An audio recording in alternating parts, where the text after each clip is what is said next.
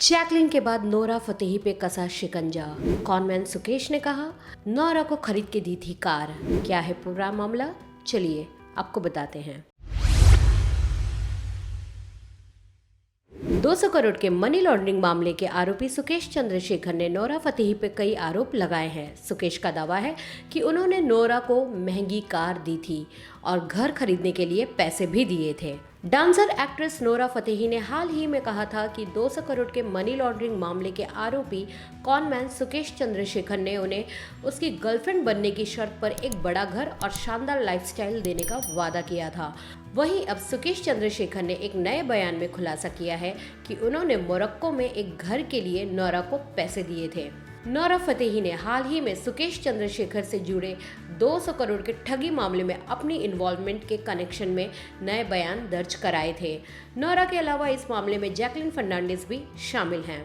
हाल ही में सुकेश ने कहा नोरा मुझसे एक घर का वादा करने के बारे में बात कर रही थी। नोरा ने उससे मोरक्को के कैसाब्लांका में अपनी फैमिली के लिए एक घर खरीदने के लिए मुझसे पहले ही बड़ी रकम ले ली थी। ये सभी नई कहानियां 9 महीने पहले उनके द्वारा दिए गए ईडी के बयान के बाद कानून से बचने के लिए उन्होंने गढ़ी है। सभी नए और पुराने दावों पर रिएक्ट करते हुए सुकेश ने यह भी कहा नोरा का दावा है कि उसे कार नहीं चाहिए थी या उसने इसे अपने लिए नहीं लिया। ये एक बहुत बड़ा झूठ है क्योंकि वो मेरी जान के पीछे पड़ी थी कि उसे अपनी कार बदलनी पड़ी। CLA के रूप में वो बहुत सस्ती लग रही थी, इसलिए मैंने उसकी चुनी हुई कार उसे दे दी। ईडी के पास सारे चैट और स्क्रीनशॉट्स भी हैं, इसलिए कोई झूठ नहीं है।